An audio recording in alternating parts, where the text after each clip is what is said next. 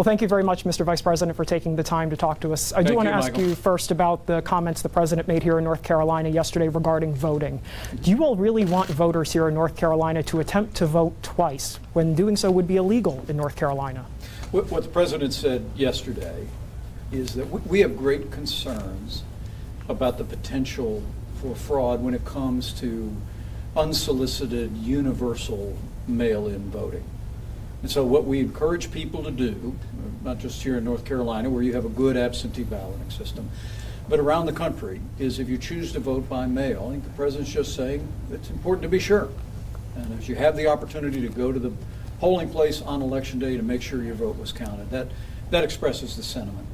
We just think the right to vote, the one person, one vote principle, is really enshrined at the center of our democracy. And President Trump and our administration are absolutely committed to protecting that principle, protecting the integrity of the ballot.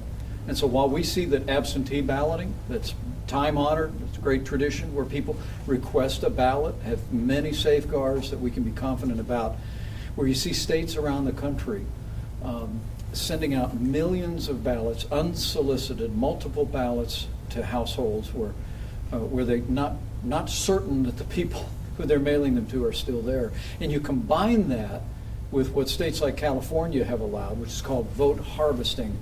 We think it creates an environment for election fraud, and President Trump and I are absolutely determined to fight those efforts for universal mail-in balloting, but to support the right of Americans to participate in the process through absentee balloting, but to do so in a way that we're sure that every vote counts. But here in North Carolina, the head of our Board of Elections today sent out a statement reminding voters that voting twice is illegal and said what the President is suggesting people do would cause all kinds of problems on Election Day. Will you tell voters now, do not attempt to vote twice? Well, I think the President was very clear that if you choose to vote by mail, that it would still be a good idea to go to the polls on Election Day to make sure that your vote was counted. And our election officials are saying do not do that. Well, I believe every American has a right to make sure that their vote is counted. And when you think about the stakes in this election, when you think about the choice in this election, I mean, here we have a president who rebuilt our military, revived our economy through less taxes, less regulation, more American energy, who kept his word to appoint conservatives to our courts at every level. And then you see Joe Biden and the Democratic Party that have literally been overtaken by the radical left and are advancing an agenda of higher taxes, socialized medicine, open borders, abortion on demand, and actually are advocating cutting funding to law enforcement at a time that we see rising violence in many of our major cities.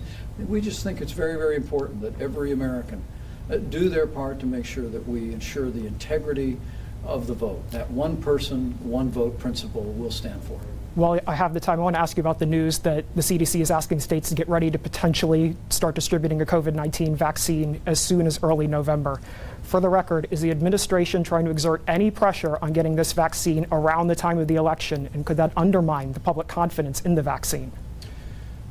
With Operation Warp Speed, what we have sought to do from literally the first week of February is make sure that we bring a safe and effective vaccine for the coronavirus to the American people the moment that it's available. I mean, the people here in Raleigh are proud of their great tradition in the research triangle here, and companies here are playing a leading role in that. But we will cut no corners on the safety of a vaccine. But what the President has set out to do is, as we have multiple vaccines that are already in their phase 3 clinical trials, we are producing now those vaccines so that the moment that the FDA determines that they're safe and effective, we'll literally have tens of millions of doses to be able to distribute to the American people. The guidance that the CDC issued this week was simply about telling states like North Carolina to be ready with a plan, because at that moment that we make a vaccine available, which we're confident is going to happen before the end of this year, we want to make sure that that vaccine gets to the most vulnerable, people that are most at risk for serious outcomes, gets to our first responders, our doctors and nurses that are caring for people, and is distributed in a way that the American people would want it to be. You all have been citing the recent examples of violence that have occurred in various cities over the summer, including here in Raleigh, back in May especially. You've been trying to paint this picture that if Joe Biden is elected, that we're going to see more of this. But these things are occurring now while you're in office. So if voters elect you for 4 more years, are you all going to do what it takes to ease tensions in our society and not inflame them further? Well, President Trump and I are absolutely committed to having law and order in every city and every town in America for every American of every race and creed and color. It's the reason why, in the wake of the murder of George Floyd in Minneapolis and the rioting and looting that followed, President Trump called on the governor of Minnesota to deploy the National Guard. We supported that, and they quelled the violence. Just last week, when you saw, again, rioting and looting in Kenosha, Wisconsin, President Trump again called on the governor of Wisconsin to deploy his National Guard.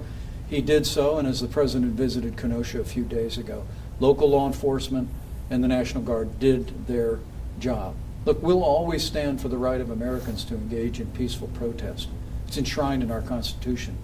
But rioting and looting is not peaceful protest. Burning out businesses, threatening and harming civilians and law enforcement is not free speech. And we're going to continue to stand strongly against that.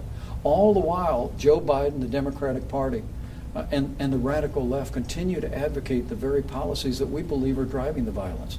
I mean, when you see cities across the country that are cutting funding to law enforcement, we believe that only fuels the violence that's taking place. What we ought to be doing, what the President and I have been doing over the last 3.5 years, is we ought to be supporting law enforcement with more resources for more training and accountability.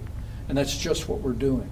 But we also, at the same time, are supporting our African American neighbors and all the minorities that live in our cities.